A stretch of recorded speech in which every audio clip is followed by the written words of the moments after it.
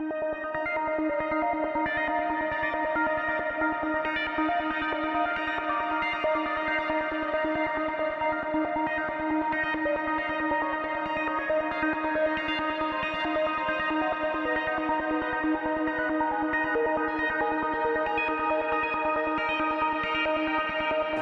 and I know you from, I mean, this setup right here. Exactly. We know you from, 8:30 in the morning, coming into the shop, black coffee, yogurt and granola, having a seat, and then usually sitting with someone. With a friend. Right.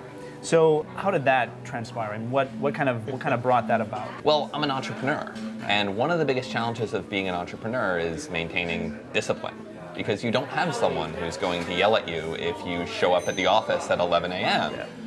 So I got into this habit of scheduling breakfast with a different person every morning at 8:30. And the reason I started, and it could be a colleague at General Assembly, it could be a friend I haven't seen for a year. So I got into this habit of just booking someone for breakfast every single morning. Unless I want to stand them up, I have to show up and I have to roll out of bed. Yeah. So, and the coffee also helps.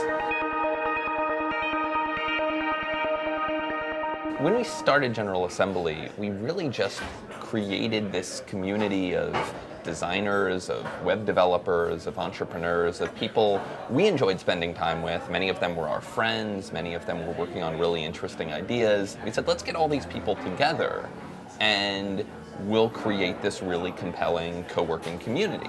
We always knew that education would be a part of that, and that we built a classroom from the start, and we wanted to offer education as a key component of what we were doing in a way to reinforce this community we were building. When we launched, we saw that we started offering classes, and we saw that the demand for these classes and even longer form multi-week programs was way beyond what we expected it to be. And there was this immense demand among people across the demographic spectrum of this kind of practical education in tech, design, and business. What other cities have you moved GA into? Yeah, so the first city we moved into was London. The UK government was really interested in bringing this kind of new education model over to the UK. So we launched London in early 2012.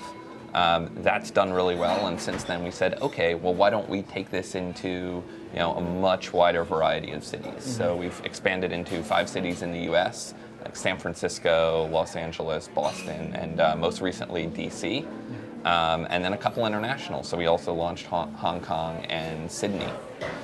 We actually just announced that we're going to be in Atlanta. And checking you on, doing some research on you, I Googled you, and when your picture came up, it told me that it was Brad Hargreaves' picture, and then the bio was for the drummer for Third Eye Blind. Yeah. Are you the drummer for Third Eye Blind? Of course. I thought so. So I want to get into the rapid fire questions. Uh-oh. So I have five questions for you, and I need you to answer as first thing that comes to mind. Give me your answer. We're going to ask these same 5 questions to all of our interviewees. Okay. So your first question is, what is your favorite sports team?